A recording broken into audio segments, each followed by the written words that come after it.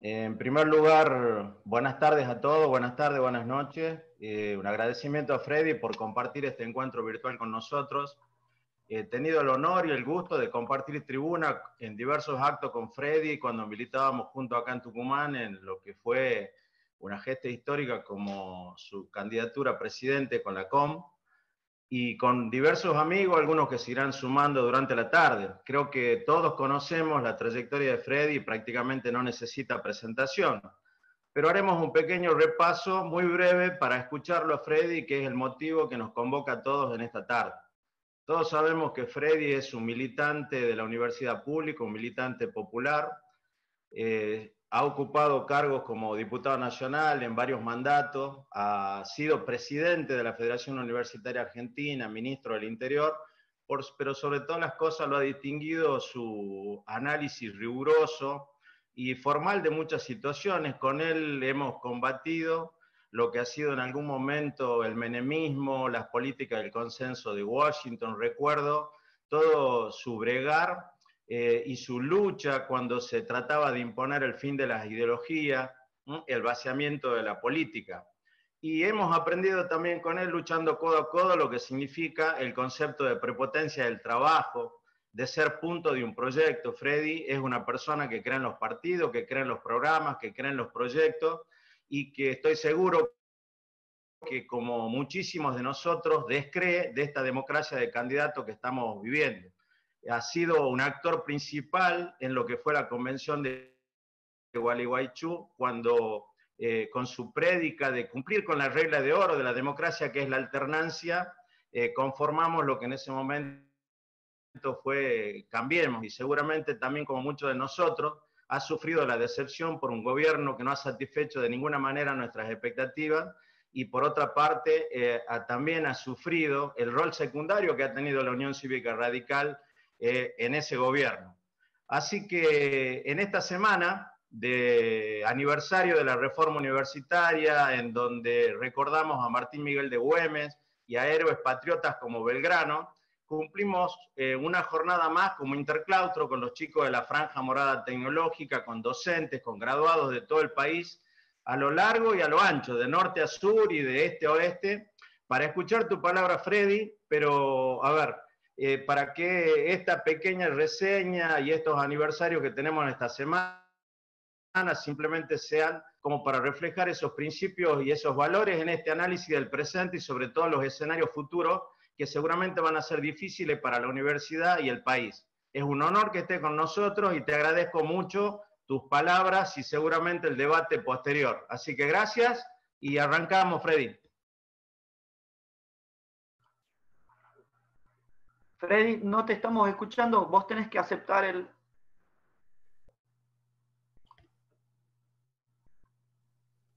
Ahí está. ¿Ahora? Perfecto.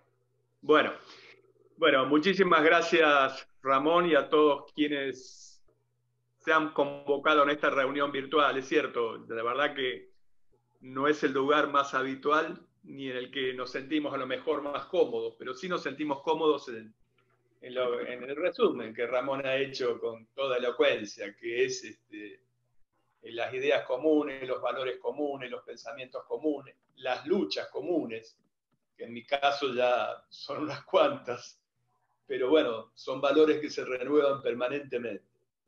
Yo lo que quiero es hacer una brevísima introducción me parece que sería mucho más rico que hagamos un intercambio no solamente de preguntas, sino a su vez de expresiones, de comentarios que ustedes quieran hacer.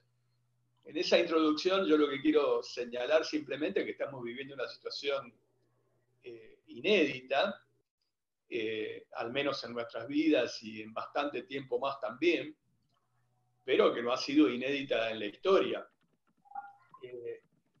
Y para tomar alguna comparación, ya que es una pandemia en curso, y digo en curso porque todavía sigue impactando desde el punto de vista sanitario, desde el punto de vista económico y desde el punto de vista político. Alguien ha dicho alguna vez, que se le atribuía por supuesto a Confucio, aunque no es así, que cada crisis ofrece también oportunidades. Bueno, vamos a decir que sí, que nos ofrece una oportunidad, vamos a ser optimistas.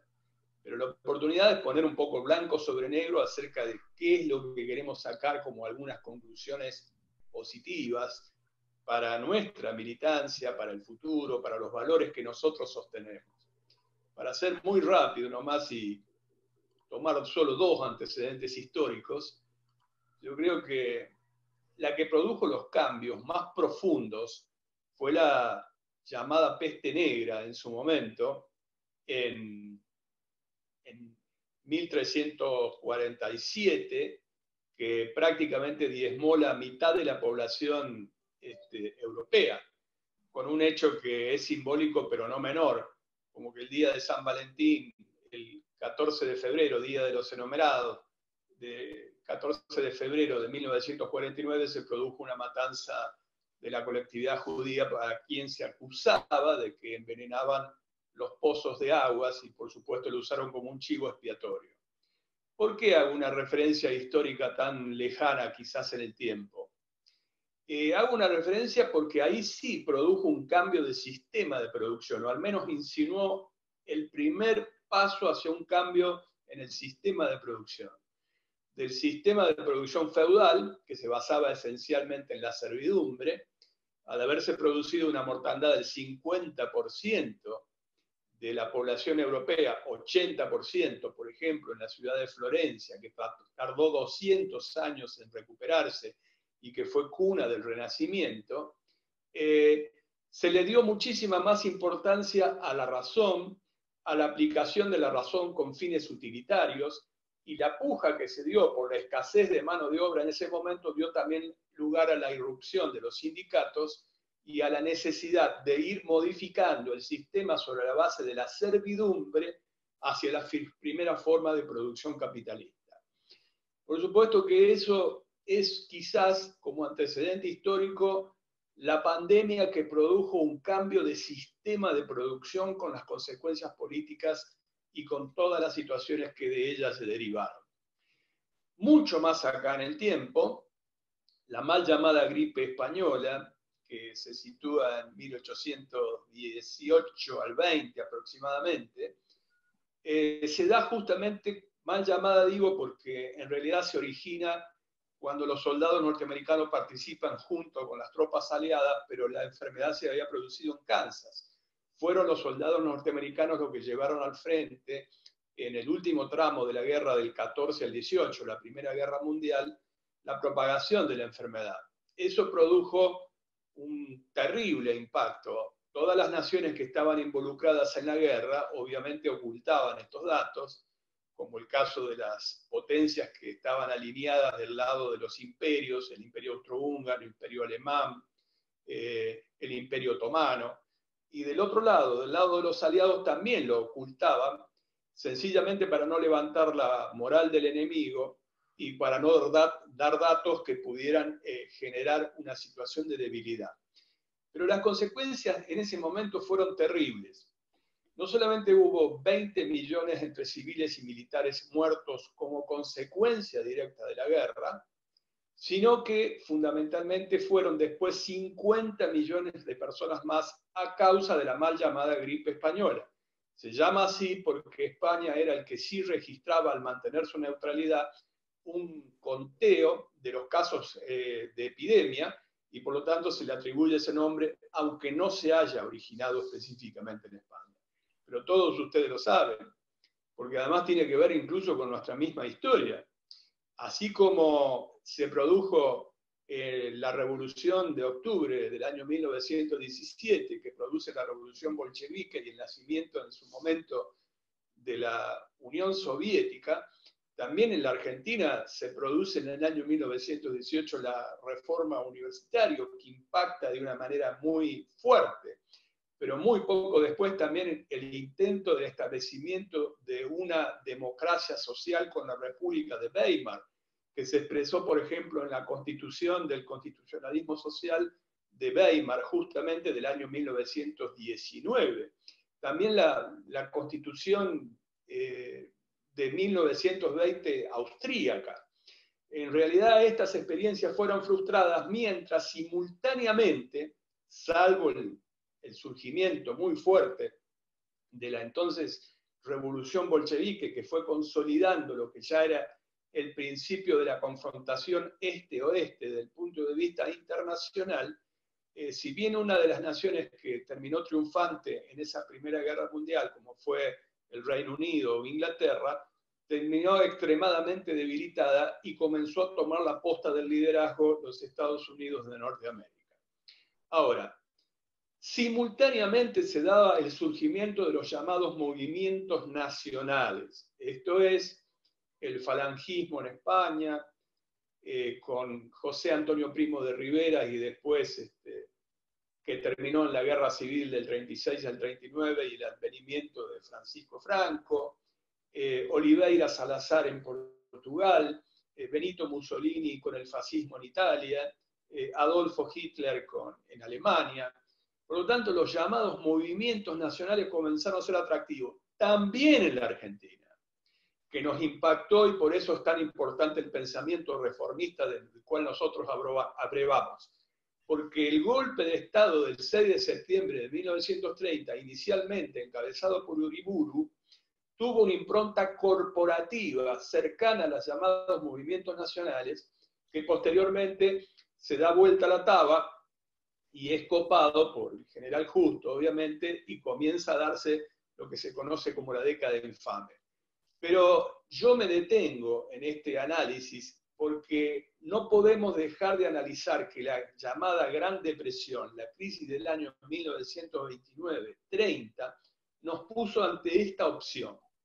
La opción de los movimientos nacionales, que acabo de enumerar, o la opción de lo que surgió con mucha fuerza de un nuevo liderazgo democrático, como fue el New Deal, el nuevo trato, encabezado por Franklin Delano Roosevelt, y fundamentalmente, aunque no produjo un cambio en el sistema de producción, como sí había ocurrido con la peste negra que antes referí, sí un cambio de modalidad en el sistema de producción capitalista, con la introducción muy fuerte de las políticas keynesianas, las políticas muy proactivas por parte del Estado.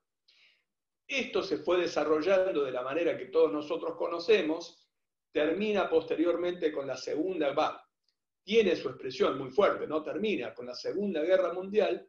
Existe un intento de globalización de las instituciones del capitalismo a través de las instituciones de Bretton Woods, como por ejemplo el Fondo Monetario Internacional, el Banco Mundial, el Acuerdo General de Tasas y Tarifas, pero tenía el contrapunto y el freno de la existencia del otro polo, que era la Unión Soviética y lo que era el Comecon también, que era una unión de comercio de las naciones europeas del Este, que a su vez ambas tenían su expresión militar. Del lado occidental era la Organización del Tratado Atlántico Norte, y del lado oriental era obviamente el Pacto de Varsovia liderado por la Unión Soviética. Con el desplome de la Unión Soviética, a partir de lo que podemos nosotros catalogar como la caída del muro de Berlín, y posteriormente como si fuera un efecto dominó en el resto de las naciones del este europeo, se produce un poco esto que recién Ramón con toda elocuencia recordaba, un poco el intento de poner en vigencia una sola ideología, como decir, el fin de la historia, que fue incluso expresado de esa manera por Francis Fukuyama en su ensayo provocativo, El fin de la historia. Él lo tomaba en términos de la filosofía de Hegel, es decir, que si en la filosofía de Hegel confrontaban dos ideas, si una triunfa, esto es, el sistema de producción capitalista y la democracia representativa en la mayoría de los casos, se suprime el proceso de dialéctica y por lo tanto se produce el fin de la historia. Obviamente que era un ensayo provocativo, la historia continuaba. Pero él señalaba que eso iba a alumbrar una aldea global, ahí es donde empieza la expresión de la aldea global, sobre la base de las instituciones de Bretton Woods y del capitalismo, y que eso iba a tener como consecuencia política la atenuación fundamentalmente de los conflictos prácticamente en todas las regiones. Se equivocó, realmente, nosotros en su momento cuestionábamos ese pensamiento único, esa suerte de apolitización de la política, que fue, entre otras cosas, tomado como un alumno muy obediente por Carlos Menem en la República Argentina. Recordemos, entre otras cosas, que irrumpió la revolución islámica en Irán generando un sistema de una teocracia moderna, cuando produce el derrocamiento encabezado por el Ayatollah Khomeini del Shah de Persia, y produce un cambio muy importante que luego se irradia con el fundamentalismo islámico a otros lados. Pero también ocurre, por ejemplo, la guerra en los Balcanes cuando se produce la disolución de la ex Yugoslavia, que trae las peores rémoras del nacionalismo, incluso de la xenofobia, de la persecución racial y del exterminio. Y eso ocurría en el corazón de Europa. Entonces, lejos de haber una aldea global, que iba a haber una situación más pacífica, un desarrollo sostenido, etc., dio lugar a lo que también recordaba Ramón, fueron los llamados consensos de Washington, que en su momento se expresaban en una salvaje política de privatizaciones, flexibilización laboral, precarización laboral, etc. Todo esto supuestamente fue lo que se denominó dentro de este esquema el abandono de las políticas keynesianas proactivas por parte de un Estado, del welfare state, del Estado de bienestar, para pasar a lo que fue el llamado neoliberalismo. Bueno, dos consecuencias muy visibles para ir haciendo un aterrizaje, digamos, de esta introducción muy rápida. La primera es que esta pandemia lo que pone al descubierto es que los últimos 350 años de dominio de Occidente, que se dio fundamentalmente a través de las naciones europeas y posteriormente de los Estados Unidos de Norteamérica, está llegando a su fin. Lo que está produciendo es una suerte de coliderazgo, donde se empareja muchísimo más desde el punto de vista geopolítico la influencia de la región del Asia-Pacífico con un emergente muy notable como es la República Popular China, pero no es la única, también existen otras naciones muy poderosas. Obviamente Japón es una de ellas, pero también Corea del Sur, también Singapur y muchas otras, para no usar solamente un solo régimen político pero con un papel descollante de las dos naciones más pobladas del planeta. La República Popular China con 1.400 millones de habitantes y la India con unos 1.300 aproximadamente millones de habitantes. Curiosamente, conforme a las proyecciones que ahora se hacen, van a ser las dos naciones que, a pesar de una caída espectacular en el Producto Bruto Interno, son las dos que no van a negativizar su Producto Bruto Interno. Por lo tanto, que si tuviéramos que nosotros ejemplificar como si esto fuera una carrera de bicicleta, ellos ya han dado la primera pedaleada, mucho más China que la India, que todavía está en pleno desarrollo la pandemia, aunque China también va de ida y vuelta, porque recientemente ha tenido que confinar nuevamente algunos barrios de su propia capital, Beijing, por el resurgimiento del brote. Pero esta situación le da una preeminencia que equipara, al menos desde el punto de vista económico, con la primera potencia del mundo, los Estados Unidos de Norteamérica. Un párrafo para la primera potencia del mundo, pésimamente liderada. El propio Henry Kissinger plantea que el máximo aspiración que puede tener Estados Unidos en este momento es a coliderar si es que se gana la confianza de algunos valores que en su momento supo sustentar, pero que ya no va a tener la hegemonía. No le sirve la preeminencia militar, que la tiene, porque es más que las 10 naciones que le siguen desde el punto de vista militar, porque la cuestión militar para esto resulta extremadamente onerosa, es decir, muy cara e inútil, para decirlo en términos vulgares. No se combate a un virus de estas características con misiles, ni con los marines, ni con armas. Resulta absolutamente inútil. Por lo tanto, la situación económica va a ser muy coliderada con el peligro de la incertidumbre que pueden ser los coletazos que se han dado en distintos periodos históricos de lo que significa cuando una nación tiene un dominio cuasi imperial y empieza a dar coletazos cuando comienza su proceso de decadencia, y a su vez eso puede generar muchísimos conflictos. Quiero ir haciendo un aterrizaje, digamos. Si ustedes me preguntan, Si yo creo que va a haber un cambio en el sistema de producción, bueno, digo que no. Estoy en las antípodas de lo que piensa un pensador filósofo como Zizek, que planteaba que esta pandemia podía conducir a un cambio del sistema de producción. Creo que no. Sí creo que va a haber un retroceso, sí creo que va a haber una situación de cambio de paradigma dentro del sistema de producción capitalista, que los últimos 40 años de esta suerte de dictado neoliberal van a tener que cambiar y ponen sobre la superficie un debate que es extraordinariamente interesante para todos nosotros, donde nosotros tenemos que ser actores muy gravitantes.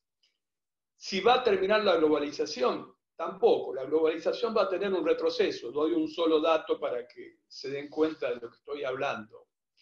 En el año 2008, el flujo de turistas era alrededor de 800 millones de turistas por los distintos medios de transporte, particularmente por la vía aérea.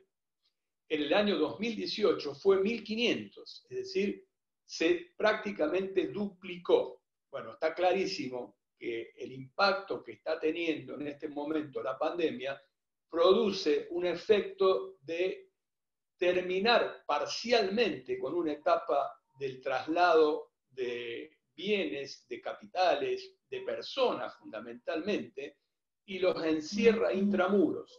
Esto va a producir una situación de fuerte, diría yo, surgimiento de algunas expresiones nacionalistas, algunas ya las hemos visto en la propia Europa, el caso de Polonia, el caso de Hungría, los intentos de algunos como el caso de Salvini en Italia, pero también produce un sacudón extremadamente fuerte en otras naciones europeas.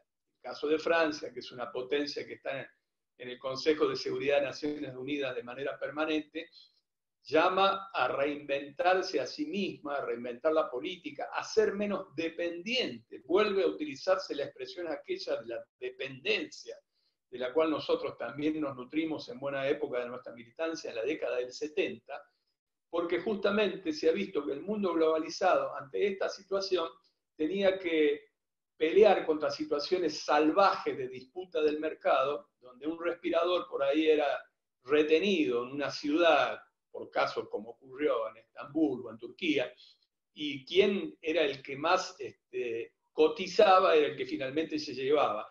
Y por lo tanto, ese capitalismo salvaje que dictó el neoliberalismo con las leyes del mercado a ultranza, generaba la situación entre la vida y la muerte.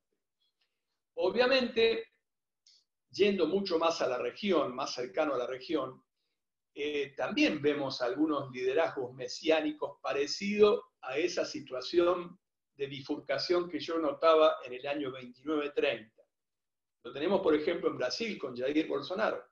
Bolsonaro fue de los peores gestores, de los que peores administraron esta situación de la pandemia, y llegó incluso a sugerir una teoría de un superhombre brasileño, que se anclaba en lo peor del subdesarrollo brasileño, como era decir que los brasileños estaban inmunizados porque estaban acostumbrados a bucear en las alcantarillas. Es decir, que lo peor que es el subdesarrollo y las condiciones infrahumanas de vida, él lo colocaba como una virtud porque creía que de ese modo estaban inmunizados. Bueno, alguno de nosotros advirtió en su momento, ya cuando esto empezó, que esta situación en Brasil iba a ser una tragedia de proporciones y lamentablemente los hechos nos están dando la razón. Hoy la situación de Brasil es una situación extremadamente comprometida de la estabilidad política, de la estabilidad institucional, de la posibilidad de que se radicalice ese mismo régimen hacia una situación más militarista todavía y de una confrontación mucho más dura. Pero también pone otras cuestiones en debate interesantes. ¿Cuál va a ser el Estado futuro? Y ahora sí, vamos a cuál es el núcleo de ideas que nos han formateado a nosotros. Está clarísimo que yo creo que va a haber un papel del Estado más activo. Ahora, ¿qué Estado? Yo creo que nosotros tenemos que plantear la refundación de un Estado de bienestar. El Estado de bienestar tiene dos pilares: la educación pública, y ahí entramos todos nosotros quienes nos hemos formado en la Franja Morada, en la reforma universitaria y demás, y por supuesto un sistema de salud pública de alto nivel de eficiencia. Vamos a tomar un ejemplo para abonar lo que estoy diciendo. Aún antes de la epidemia, cuando se ponía como ejemplo permanentemente de lo que era la posibilidad de un camino virtuoso hacia el crecimiento y el desarrollo, se utilizaba Chile. En Chile, como ustedes saben, por el tema del boleto en su momento del metro o del subte, en realidad puso a la superficie, desnudó toda la situación de lo que significaba el sistema de pensiones, el sistema de jubilaciones, la educación, que era extremadamente cara, y la salud. Hoy en Chile están con un 97% de ocupación hospitalaria, algunos diputados se están planteando trasladar a algunos enfermos a la República Argentina. No es que nosotros estemos muy bien, ni mucho menos, pero como dice a veces Lustó, nosotros todavía vivimos de prestado del recuerdo de lo que fue en alguna época haber tenido un estado de bienestar, que Argentina sí lo tuvo en alguna época. Es decir, una educación pública de excelencia y una salud pública de excelencia. Bueno, yo creo que hay que propender a un Estado claramente no mesiánico, no autoritario, fuertemente democrático, que tenga como pilares la educación pública y la salud pública. La pregunta es cómo se financia, porque siempre los neoliberales nos dicen, bueno, pero ¿cómo financias un estado de bienestar? Bueno, obviamente esto significa la necesidad de tener un poder político fuerte, democrático, pero fuerte, y claramente bien orientado a una distribución mucho más equitativa de la riqueza.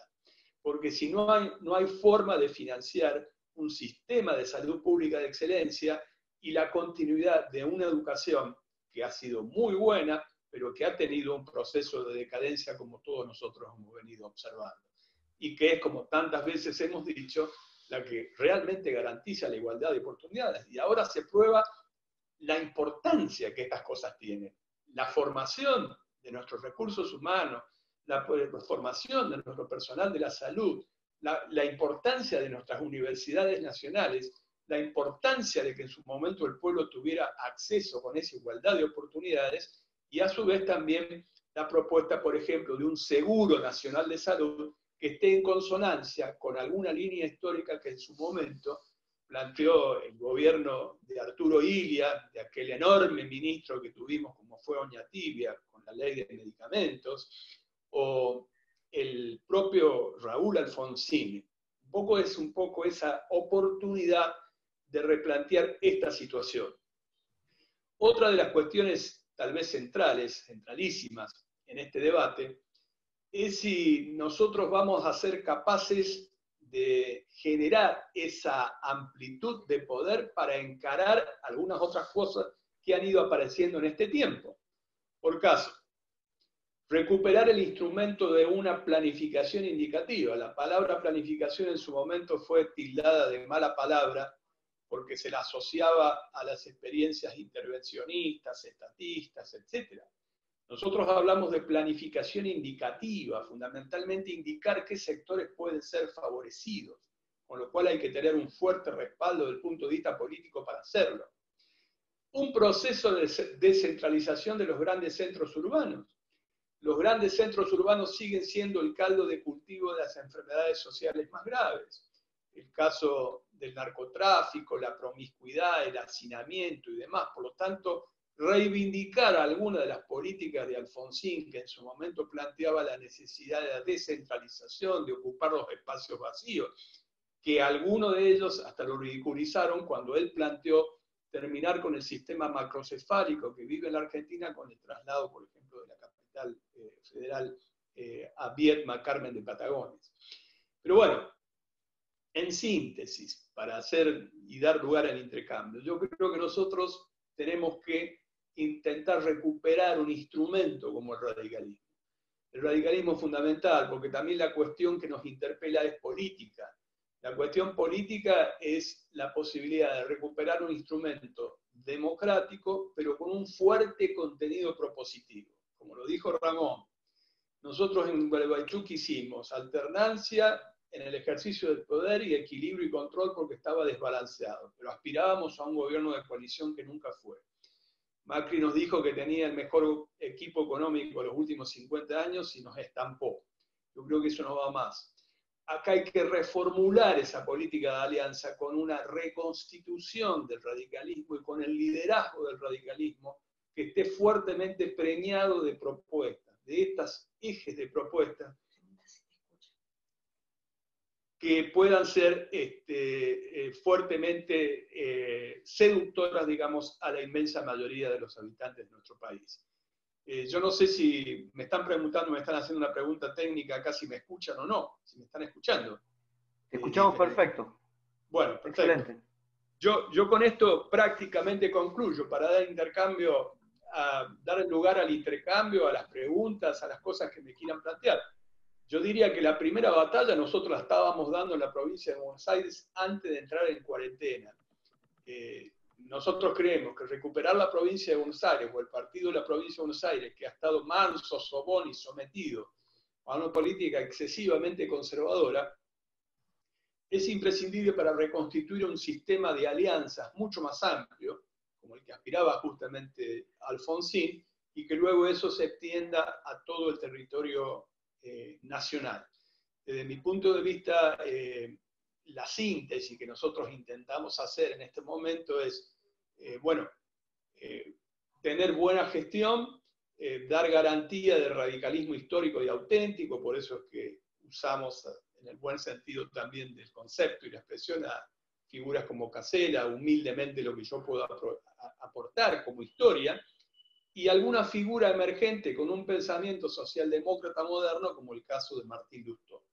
Ese es un poco el proyecto en el cual estábamos. Esto entronca con la mejor tradición nuestra de la salud pública, de la educación pública, de la posibilidad de refundar un estado de bienestar, un estado democrático, y estamos planteando también algunas cosas instrumentales. Esas cosas instrumentales son la posibilidad de un gobierno que en su momento va a tener que ser una necesidad, porque tal como viene la mano, yo creo que esto termina o en eso o en una situación de caos, de unidad y reconstrucción nacional, y también que algunos enunciados que algunos de nosotros viene haciendo hace prácticamente 2 o 3 años, sean sancionados por ley. A mí me alentó que el presidente de la Nación en la Asamblea Legislativa planteara, por ejemplo, la constitución del Consejo Económico Social por ley, porque por ley le daría el máximo nivel de legitimidad que permita hacer sentar a los sectores del trabajo, de la producción, de las universidades nacionales, de los diferentes credos religiosos, para encontrar denominadores comunes que nos permitan alumbrar políticas de Estado. No veo que haya ninguna otra posibilidad de salida. La situación, si no, se va a precipitar hacia una situación caótica donde podemos terminar o con liderazgos mesiánicos de derecha o con situación caótica social, que ya estamos con un 50% de pobreza estructural. Por lo tanto, un poco este es el panorama que quiero decir. Es imperioso nuestro compromiso, es imperiosa nuestra militancia y es imperioso que nosotros pongamos una agenda de debate sobre estas cuestiones y no sobre cuestiones que son extremadamente más secundarias, como es simplemente la distribución de espacios de poder coyunturales para una elección determinada. Yo con esto hago un freno aquí para permitir el intercambio y les agradezco muchísimo.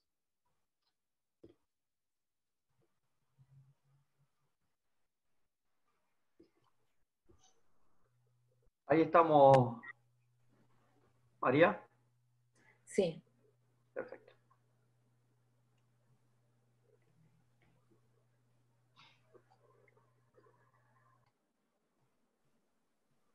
Freddy, muchísimas gracias. Muy interesante el planteo que has hecho con tantos datos históricos que nos traen hasta hoy. La primera pregunta tiene que ver específicamente con la universidad. Y Uriel te pregunta, muchas de las ideas fundantes de la reforma del 18 hoy suenan desactualizadas y otras no se cumplen en muchas de nuestras universidades. ¿Cuáles cree que debieran ser las premisas fundamentales de una nueva reforma adaptada a los tiempos que corren, sin perder esa esencia que imprimió la reforma universitaria de 1918? Sí, bueno, muchísimas gracias. La pregunta de Uriel creo que fue, que obviamente la reforma no es un hecho que nosotros lo tengamos que tomar como cristalizado, sino como en permanente evolución y dinámica, ya lo hemos planteado durante mucho tiempo. Piensen ustedes que al momento que se produce la reforma universitaria en el año 1918, la población universitaria general era de alrededor de 10.000 estudiantes. Había solo 3 universidades nacionales, que era la Universidad de Buenos Aires, la Universidad de La Plata y la Universidad de Córdoba. Incluso una de las propuestas de la Federación Universitaria Argentina en medio del desarrollo de lo que fue la reforma universitaria fue la creación justamente de la Universidad Nacional de Tucumán y posteriormente la Universidad del Litoral. Pero eran 10.000 estudiantes universitarios, donde las consignas era terminar con una educación secular, fuertemente anquilosada, con un dinamismo muchísimo mayor. Jugó un papel fundamental en aquel proceso que yo tildo de revolucionario de la reforma, también la salud, porque hubo un trabajo que luego se denominó extensión universitaria de lo que fueron los estudiantes de medicina en una campaña muy proactiva desde el punto de vista de la salud. Por lo tanto, yo creo que nosotros tenemos que volver a conectar esas ideas para darle nueva fuerza, energía a la reforma universitaria. Y si tuviera que decir cuál es el pensamiento actual, bueno, una vinculación mucho más fuerte entre lo que es la investigación científica básica o general con una investigación científica aplicada a determinados niveles de procesos de desarrollo. Nosotros estamos analizando muy primariamente, y sería muy importante que la reforma se involucrara en esto, en lo que es esto de la descentralización de los grandes centros urbanos, la planificación indicativa y sobre todo economías autosustentables en algunos niveles de población y la llamada economía circular. La economía circular no solamente es infinitamente más amigable con el medio ambiente, como dice David Harvey, con la segunda naturaleza, que es el mundo construido, el mundo urbano, sino que también tiene que ser mucho más eficiente desde el punto de vista económico. Desde mi punto de vista, el tema de los contenidos universitarios de estudio que pueden estar contemplados en ese Consejo Económico Social de la universidad, tiene que introducir en la agenda estas cuestiones de debate. Perfecto. ¿Qué significa ser un militante popular en esta época de apolitización, donde pesa más la relación entre dirigentes que los principios? Te lo pregunta Hermes Chávez. Bueno, sí, es buena la pregunta, porque en general yo que tengo el vicio de ser docente universitario, por concurso, aclaro, para que todos los reformistas estemos contentos, siempre señalo en mis clases que no existe el apoliticismo. El apoliticismo es una categoría política más. Cualquiera de las disciplinas que nosotros observamos está influida de manera determinante por la política. Si nosotros hablamos de economía, tenemos que hablar de política económica. No hay una economía neutra.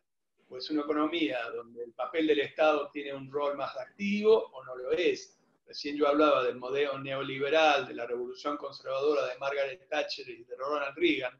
Es totalmente distinto a lo que nosotros planteamos. Por lo tanto, el diseño de una economía también diseña sociedades.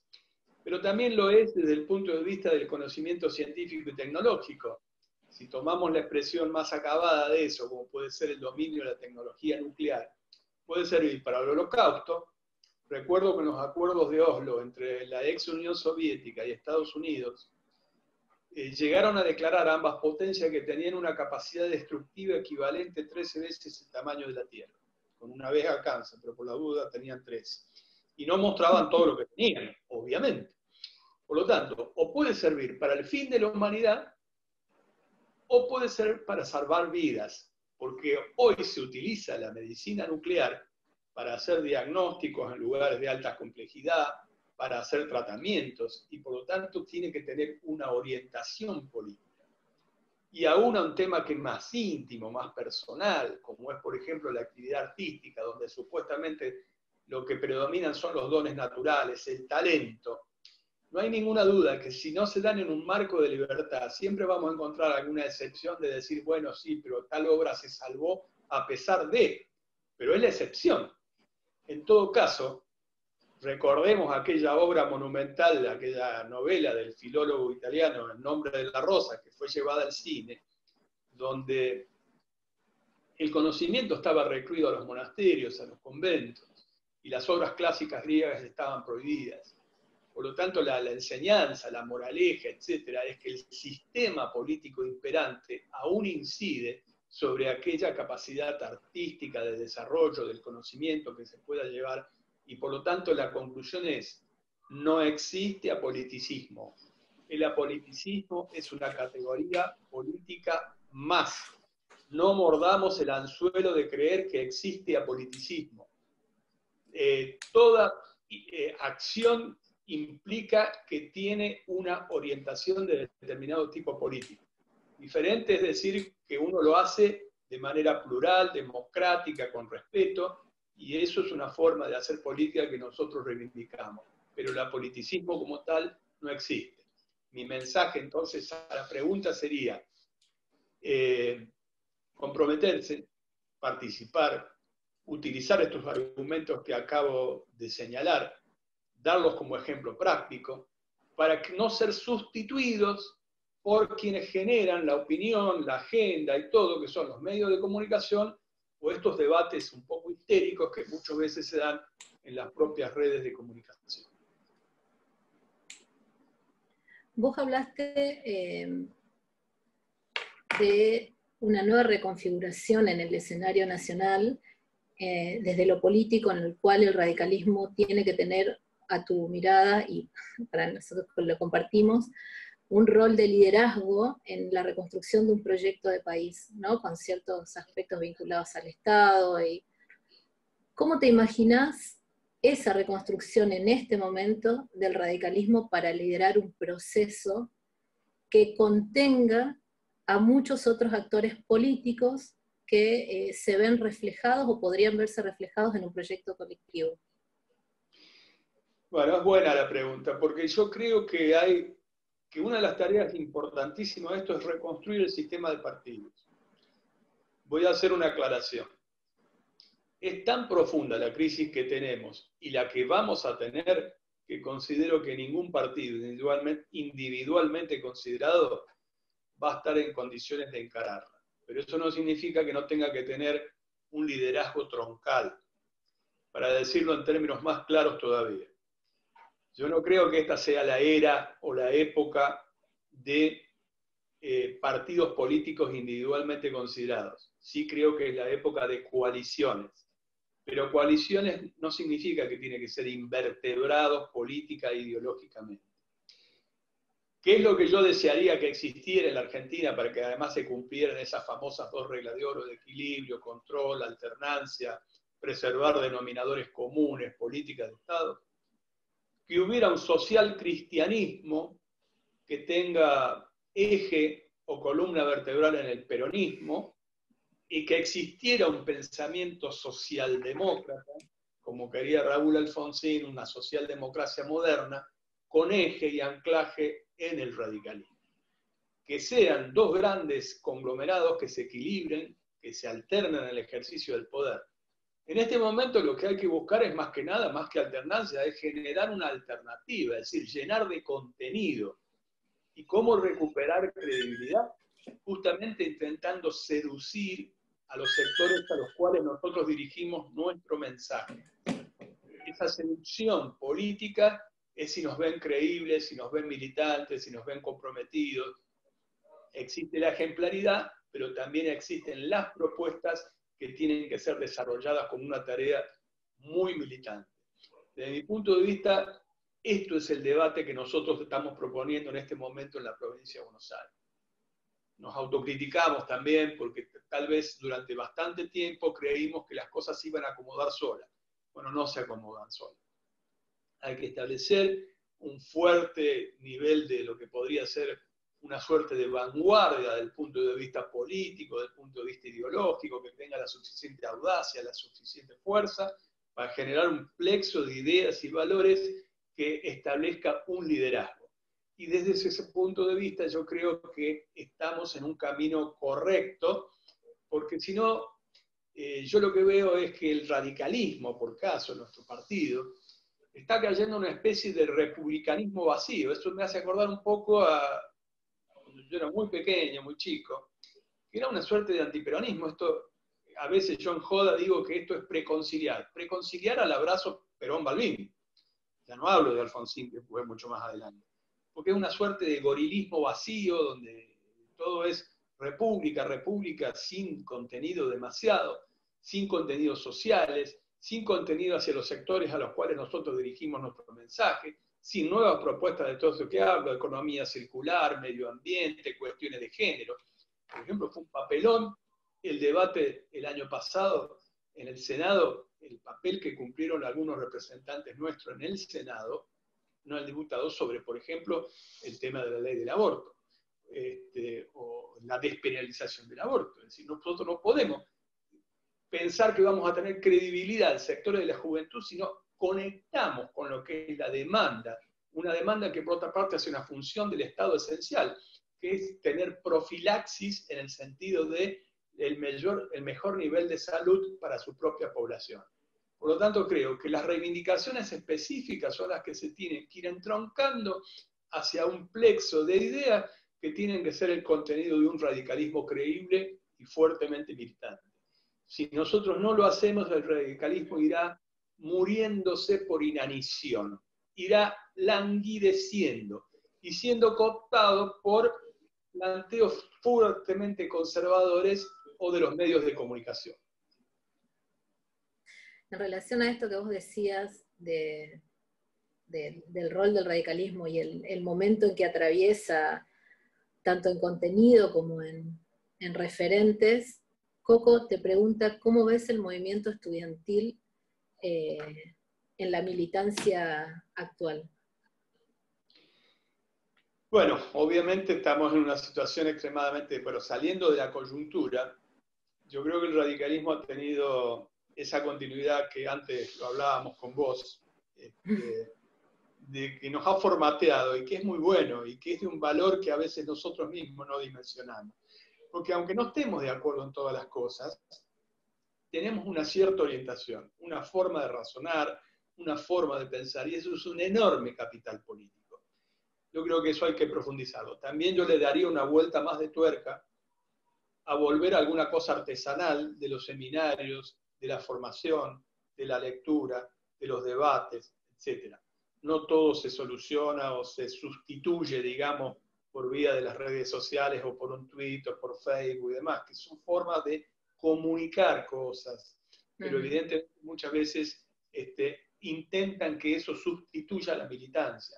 Y la militancia política verdadera, cuando se hace muy sólida, puede permanecer en el tiempo, como ha sido la Franja Morada, se ha hecho sobre bases muchísimo más sólidas, como fue eso, seminarios, debate de ideas, confrontación de ideas, conclusiones, que permitan tener un plexo de ideas, valores, creencias que constituyen una identidad. En relación a esto que vos decías de lo que nos va a dejar este escenario, una de las cuestiones que más nos preocupan a quienes estamos en la universidad es, digamos, hay un nuevo patrón que tiene que ver con las nuevas tecnologías, y en este contexto toman una dimensión especial, sobre todo en los niveles primario y secundario, para seguir conectados los estudiantes de ambos niveles, tanto como en la universidad. En las provincias más pobres, a mi parecer, va a haber una nueva exclusión vinculada al acceso o no de las tecnologías en relación a garantizar los procesos educativos. ¿Cómo crees que esto va a impactar en nuestro país, digamos? Porque son impactos que tienen a mediano y largo plazo los resultados. Estoy totalmente de acuerdo. No puedo estar más de acuerdo con lo que vos decís. Porque una de las premisas que plantearon cuando se inició la epidemia, la pandemia, que nosotros pudimos ver como espejo en países tan entrañables como España, como Italia y demás, y yo escuché y leí y estudié a algunos que decían, bueno, que esta era una epidemia muy democrática que tocaba a todos por igual. Y daban algunos ejemplos. Bueno, Boris Johnson, por ejemplo, primer ministro del Reino Unido, se contagió de coronavirus, terminó en terapia intensiva, etcétera, etcétera. Pero no es cierto. La verdad de la milanesa, como se decía antes, es que impacta muchísimo más sobre los sectores más vulnerables. Impacta claramente sobre los sectores más vulnerables. Y por lo tanto, el hecho que las formas de estar comunicados y de acceder al conocimiento hoy sea a través de estas nuevas tecnologías, también produce un mayor nivel de desigualdad social. Voy a dar un ejemplo práctico. Yo doy clases virtuales porque la Facultad de Derecho de la Universidad Nacional de La Plata me provee una cátedra virtual con la cual estoy en contacto con mis alumnos. Pero a 10 cuadras de donde yo estoy viviendo, aquí en un barrio de La Plata, eso no es posible. Ni para el nivel secundario, ni para el nivel primario. Razón por la cual hay muchísimos que están literalmente perdiendo el tren de la posibilidad del acceso al conocimiento, que en definitiva es una forma de democratizar, de ordenar, de establecer que esa igualdad de oportunidades a la cual nosotros siempre hemos hecho alusión con nuestra militancia sea una realidad. Y voy a un tema todavía que es más filosófico. Ustedes habrán leído que algún pensador, filósofo o historiador israelí, como Yuval Harari, por ejemplo, o el otro, el surcoreano, cuyo apellido no me va a salir, decían, entre otras cosas, que el combate a la pandemia se debía en buena medida a la introducción en las aplicaciones en los teléfonos celulares y demás, que se te mete incluso debajo de la piel porque saca una total radiografía biométrica que te puede saber en qué lugar, en qué momento, de qué manera, con cuánta temperatura, etcétera, etcétera, etcétera. Pero la verdad, nosotros no estamos en ese nivel. Y además te confronta hacia una situación de debate hasta filosófico. Porque lo que aparece como excepcional y eficiente en algún momento para combatir una pandemia puede establecerse posteriormente como una situación permanente, como una suerte de gran hermano que incluso invada algunas de las conquistas que nosotros planteamos, como es las libertades individuales, la privacidad, la intimidad, etcétera, etcétera, etcétera. Por lo tanto, la cuestión del debate democrático y cómo se utilizan las tecnologías es uno de los temas centrales. En primer lugar, porque es filosófico de fondo, pero también es porque es absolutamente falso de que esta pandemia es democrática. No es democrática. Golpea mucho más duro a los sectores más vulnerables de la población. Perfecto. Silvia. Sí, buenas tardes. Hola, la verdad buenas que tardes. siempre es lindo escucharlo a Federico Storani, digamos, sobre todo algunos que lo escuchamos por primera vez acá en el Palacio de los Deportes, en el Congreso Normalizador de la Federación Universitaria Argentina, que ahí estaba como descubriendo a algunos señores de la UCR. Entonces es muy grato seguir escuchándote, digamos. A ver, a mí me resulta interesante lo que estás planteando como una alternativa que intente superar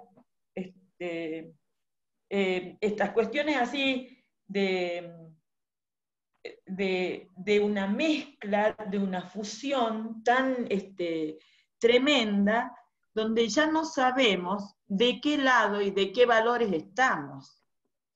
Porque, digo, acá han pasado muchas cosas en este país, desde el golpe económico al doctor Raúl Alfonsín, para acá, digamos, han pasado muchas cosas terribles en el país, que no hace falta que yo las enumere, desde el punto de vista económico, desde el punto de vista social, desde el punto de vista incluso represivo, ¿sí? El lugar que volvieron a tener de pronto fuerzas represivas en este país, y hay terribles sucesos que demuestran eso, pero también, o sea, son muchas cosas que han incidido de una manera u otra en el ámbito que yo creo que nos convoca o que tenemos en común todos los que estamos participando de esta reunión, digamos, que es la educación pública gratuita, laica y de calidad, que no es menor el título. En ese marco, a mí me interesaría mucho qué posibilidades hay de contar con un programa para el que necesariamente nos tendríamos que poner de acuerdo. Por ejemplo, desde el año 93 o 94, nosotros veníamos leyendo ya los documentos del Banco Mundial y de la OIT sobre las políticas a seguir con las universidades públicas en América Latina, donde incluso ellos tenían la atribución, las facultades, y lo escribieron y lo publicaron, y es de dominio público, no mío, digamos, cuáles eran los parámetros y la valoración que se iba a hacer, ¿no es cierto?, para los docentes universitarios. Se impone el cuarto nivel, ¿sí? Y se impone a partir del cuarto nivel una suerte de élite de expertos. Yo, con absoluta franqueza y quizá torpeza me animo a decir, un comité de expertos de dudosa expertise, que se denomina CONEAU, ¿no es cierto?, que ha sido entre los posgrados inventados desde Ginebra, digamos, hasta esta famosa CONEAU, han significado un absoluto deterioro de la formación de grado de nuestros estudiantes en la universidad pública, ¿sí? Y ha significado un inmenso comercio, una actividad comercial importante, ¿no es cierto?, para algunos vivillos que siempre están en el sistema. Y con esto no estoy desacreditando a un número afortunadamente importante de posgraduados muy serios, muy respetables, muy responsables de lo que hacen y con un fuerte compromiso con la universidad pública. Entonces, concretamente, digo, porque para hacer la pregunta, discúlpenme el tiempo, pero tengo que decirles a dónde estoy parada para pensar esto, digamos. Y estoy parada en que el deterioro en este ámbito, que yo apunto como que es fundamental, lo ha sido siempre para el radicalismo. Y antes del 18 fue importante la educación para el radicalismo. Entonces, como los dos pilares que vos mencionabas, como la educación pública y la salud pública. Yo me animo a hablar de la universidad pública, a decir que el vaciamiento de contenidos y la jibarización que sufren muchos de nuestros estudiantes cuando llegan a la universidad pública, ya lo dijo alguien por ahí, que nada de lo que decía me gustaba, pero había una cosa que era importante, que decía, el chico lo que aprende le enseñó a su maestro en primer grado, a leer, a escribir y a hacer algunas operaciones básicas. Transita 5 o 6 años de nivel medio, donde el único proyecto que tienen y la formación que tienen los conduce al Bariló, ¿sí? Y llegan a una universidad achicada en sus inteligencias, donde se para un docente al frente, ¿no es cierto?, e impone, o sea, y es un mal repetidor de textos que escribieron otros, digamos, donde no hay mucho diálogo, donde la libertad de cátedra no se expresa de ninguna manera, donde las competencias en los saberes y en las destrezas tampoco están planteadas porque hay muchas veces demasiados vicios en los procesos concursales.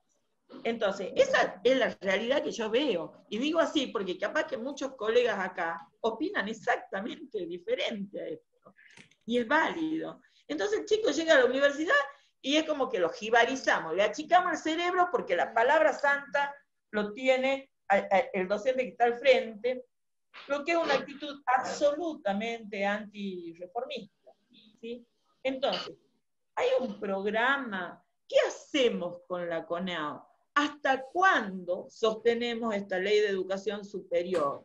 No habrá elementos que nos permitan revertir este proceso. No habrá forma de plantear un programa donde nosotros podamos demostrar fehacientemente que estos entuertos, como la CONEAU y como otras organizaciones en el medio, significan una inmensa erogación presupuestaria para las universidades públicas, que la principal queja que tienen a la hora de la formación de sus docentes, de las posibilidades de sus alumnos, de mejorar el laboratorio y qué sé yo, es la falta de presupuesto.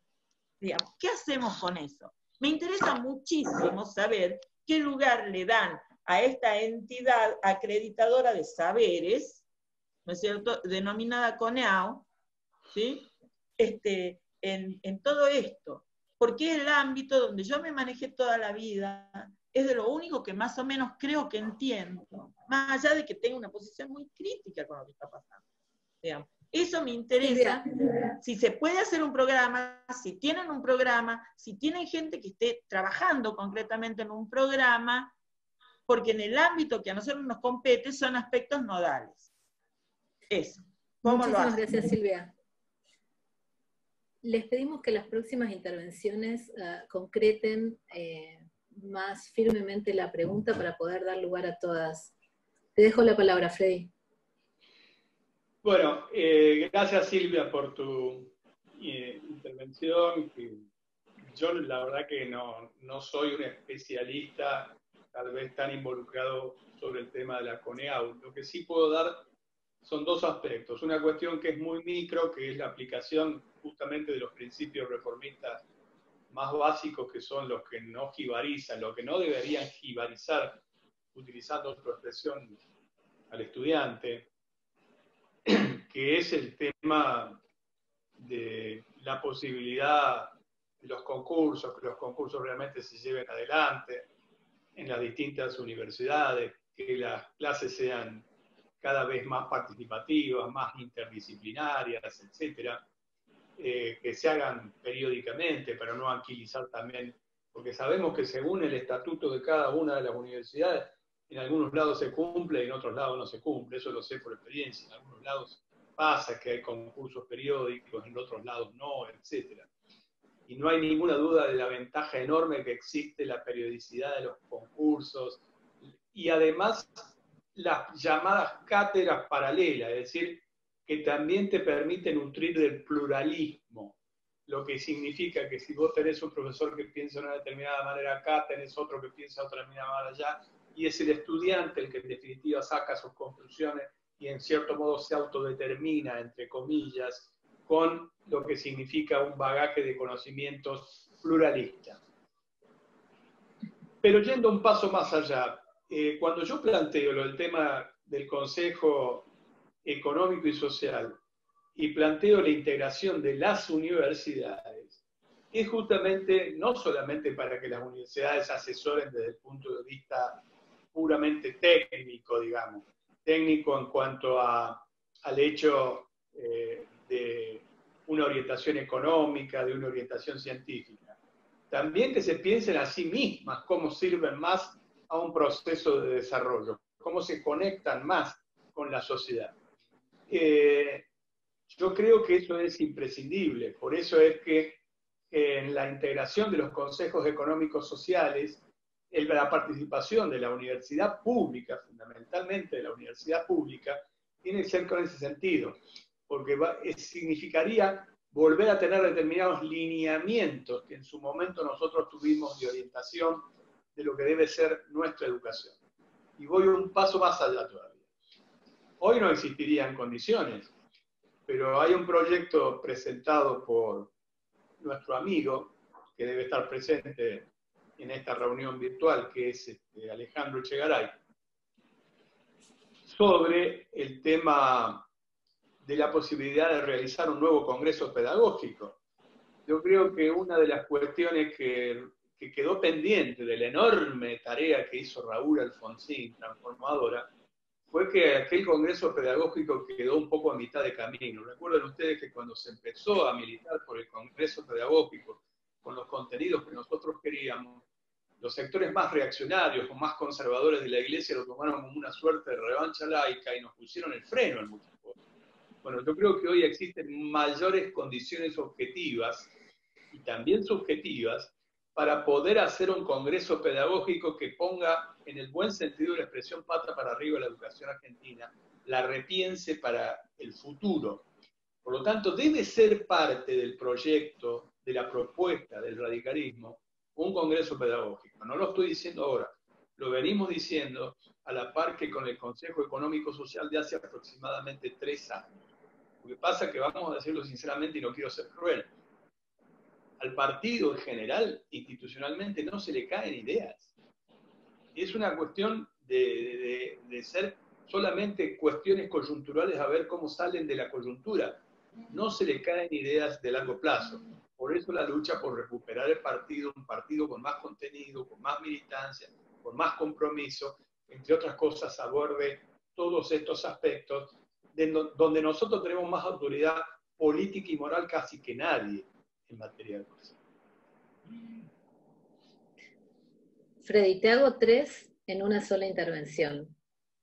Bueno. Que además es muy interesante porque vienen de los militantes más jóvenes, y una tiene que ver con si considerás que es necesario darle más participación institucional en los espacios de toma de decisión a las generaciones más jóvenes, y en relación a eso plantean cómo hacemos los militantes más jóvenes en relación a los radicales más pragmatizados en la grieta, y cómo posicionarse como un espacio democrático, fuerte, sin figuras mesiánicas, cuando estamos viviendo la era de las candidaturas con partidos, digamos, que en este momento están conduciendo el país, que están fuertemente ligados a personajes, digamos, que tan líderes, tan fuertes, digamos, en una sola persona. Bueno, mira, mi respuesta sería que aquello que decía la coordinadora, la franja, etcétera, etcétera, toda la vida, el futuro es nuestro por potencia de trabajo, ¿no? Hay que patear las puertas que sean necesarias. Por supuesto que muchos que ya tenemos muchos años lo que queremos es ayudar a hacer un acompañamiento, no servir para nada de tapones, pero justamente lo que estamos reclamando en este momento es que haya un mayor nivel de debate de ideas, sobre todo en el partido, que dé lugar a una innovación, a que conecte esas reivindicaciones específicas que se dan en la sociedad para volver a ser creíble. Yo cité algunas, cité lo del Congreso Pedagógico, lo del Consejo Económico Social. También la cuestión de género es fundamental. Yo sinceramente creo que no son simples enunciados, tienen que ser situaciones donde nos vean comprometidos con personas que realmente lideren en esos aspectos. Lideren en el buen sentido de la expresión, no hace falta que sean excluyentes, pero sí liderazgos fuertemente democráticos. Y finalmente, el compromiso de la lucha que en este momento nosotros estamos empeñados es un poco para recuperar ese espíritu. Yo no creo en la fabricación de líderes artificiales. Vos lo dijiste muy bien, ahora aparecen como liderazgos de candidaturas, o mejor dicho, una democracia de candidaturas, donde cuando nosotros escarbamos un poco a ver cómo lo coachean para que diga lo que determinado sector querría escuchar y no lo que realmente piensa que debe hacerse. Ahí lo que me trae a la memoria inmediatamente es aquello cuando Alfonsín decía que a veces hay que remar contra la corriente, porque si uno tiene profundas convicciones, a veces hay que remar contra la corriente hasta que la situación va cambiando. Más de una vez ocurrió que así fuera. Mirá, hay cuestiones que son casi puntuales. Cuando algunos se emocionan porque veían la obra de teatro de Arturo Illia, porque Arturo Illia se fue con su enorme austeridad, pobre de la presidencia, eso es muy elogiable. Pero también más elogiable es el hecho de que haya tenido el coraje de anular los contratos petroleros porque eran leoninos a los intereses de nuestra nación. O la ley de medicamentos que fue tratada en el Senado de los Estados Unidos porque establecía un golpe durísimo a las grandes corporaciones internacionales en un tema donde hacían el negocio con la salud del pueblo argentino. O, por ejemplo, la situación de Raúl Alfonsín cuando se plantó frente a la sociedad rural por tratar de defender justamente los intereses populares. Entonces, me parece que nosotros tenemos que volver a recuperar eso, más que los liderazgos construidos para responder coyunturalmente a lo que quieren los medios de comunicación, que en definitiva responden a intereses fuertemente concentrados, a profundas convicciones. De allí que digo, nosotros lo que tenemos que hacer es tener esta cosa propositiva, recuperar valores, volver a la cuestión a lo mejor un poco más artesanal, que va a ser más duro, demás, pero que es mucho más provechoso, de hacer seminarios, encuentros, sacar conclusiones, escribir documentos, debatirlo, volver a tener esa cuestión de militancia. No tengo otra forma de pensar cómo hacerlo, porque no se me ocurren soluciones mágicas. Y se me ocurren que, por otra parte, eso es el reaseguro que muchos quieren descalificar como que supuestamente es lo antiguo, lo que ya no sirve y demás. Y en realidad es lo que puede poner en riesgo los intereses más concentrados que de la otra forma son los que permanecen. Perfecto, muchas gracias. Te comparto otra pregunta. Recientemente se ha discutido una reformulación de los procesos de la enseñanza. Se ha tomado la decisión de cambiar la educación por contenidos a formar en competencias. Sin tantos enunciados teóricos, se podría decir que lo que se necesita hacer es definir la orientación de la educación mirando las prioridades nacionales. ¿Cómo instrumentar la participación de la sociedad en las decisiones de política universitaria? Esto porque hoy la universidad está más aislada que en la realidad de 1918. Interesante pregunta, Freddy. Y sí, la verdad que es muy desafiante porque yo no puedo decir otra cosa que con los enunciados estoy absolutamente de acuerdo. El tema es cómo hacerlo, ¿no? Y cómo hacerlo un poco nos remite a cuestiones que ya he señalado anteriormente. Por eso es que yo planteaba que para mí algunas de estas cuestiones que tienen que ser ejes de debate de un congreso pedagógico, donde el más amplio nivel de participación de toda la comunidad es el que tenga que abordar esos contenidos. Porque si yo digo un enunciado general que esté más vinculado a los intereses nacionales, bueno, abre un abanico de cuestión. Lo que es interés nacional más para vos puede ser más la situación de la economía, otro puede ser de la educación, otro puede ser de la cuestión social. Entonces eso te remite a un debate hasta político, filosófico, como es la legitimidad. ¿Quién decide en cada momento? Por lo tanto, yo soy fuertemente partidario de ampliar las bases de participación. La democracia no es solamente votar cada 2, cada 4, cada 6 años, sino garantizar mayores y mejores formas de participación popular. Y que eso también debe ser parte de los ejes de nuestras propuestas, que incluye, sin duda alguna, también a la cuestión de la educación en todos sus niveles, pero fundamentalmente la educación superior, que es aquella que puede tener más incidencia, digamos, en los procesos de desarrollo de una forma más inmediata. Perfecto. Federico, le voy a dar la palabra a Hermes Chávez, de la Facultad Regional de San Rafael. Adelante, Hermes. Hola, muchas gracias. Buenas tardes. Realmente es bueno escuchar en tiempo de posverdad, escucharte, Freddy, la importancia de recuperar a la UCR como partido histórico a partir de su historia y de su principio. Ahora bien, la pregunta, dice, desde los fines de los 80 se siguen desarrollando las pautas establecidas por el Banco Mundial en relación a la reforma de la educación superior para América Latina. Esto es, comenzó ya, digamos, así un poco antes que surgió la Ley de Educación Superior, 1995, FOMEC, otra serie de la misma CONEAU. Y ahora, últimamente, en los últimos tiempos, se está planteando las nuevas teorías de la gestión pública para ser aplicadas en la universidad. ¿Cómo crees, cómo te parece que impactará estas nuevas teorías en la gestión y fundamentalmente en el gobierno de las universidades públicas, y en particular, cómo se vería afectada la autonomía? Bueno, sí, eso es interesante.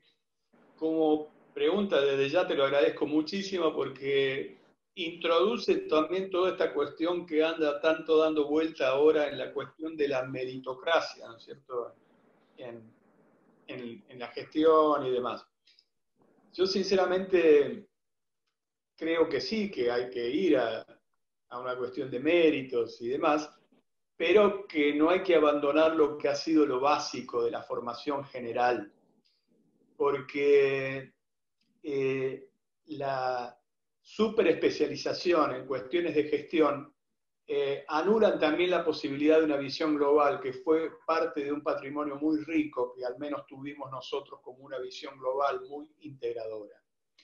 Esto formó parte de nuestra formación y yo creo que fue una formación virtuosa, poder tener una mirada de tipo global, integral, que sea capaz de tomar diferentes factores, tanto internacionales, económicos, sociales, con lo que es la aplicación simplemente de contenidos educativos. Y por supuesto en la gestión. En algún momento nosotros ya tuvimos algo de estos debates. Aparentemente Freddy tuvo una desconexión.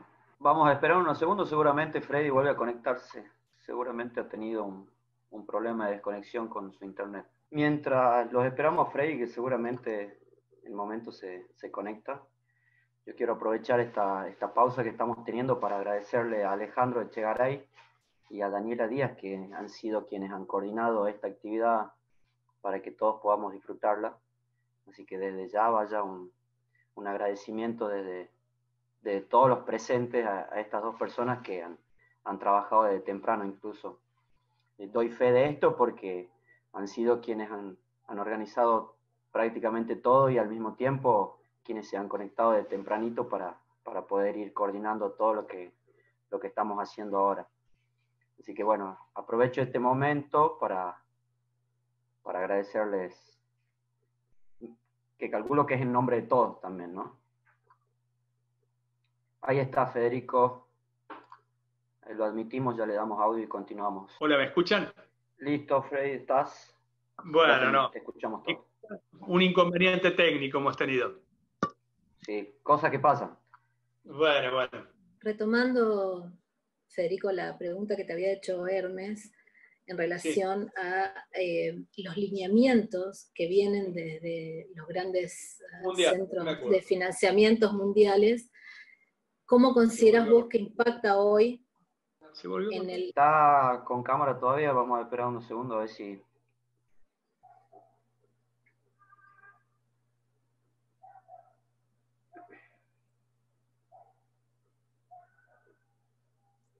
Ahí se salió.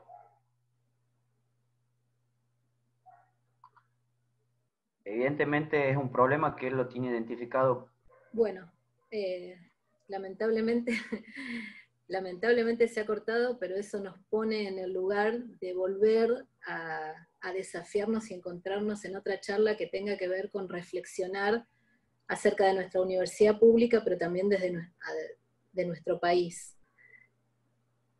Todos hemos estado en algún momento militando por estos valores desde distintos lugares, y lo seguimos haciendo, así que charlas como esta, aparte de permitirnos un intercambio, una reflexión profunda, honesta intelectualmente, nos permite en tiempos de tanta incertidumbre renovar las esperanzas de que podemos y debemos transformar el país como en algún momento lo soñamos.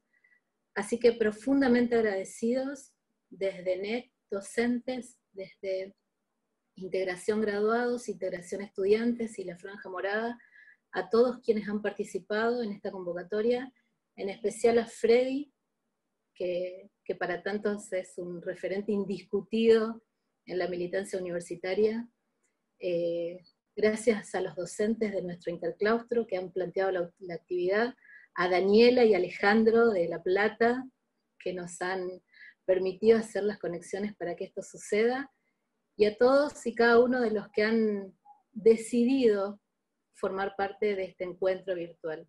A todos muchísimas gracias, y esperemos que esto de pensarnos nuevamente como un país se repita.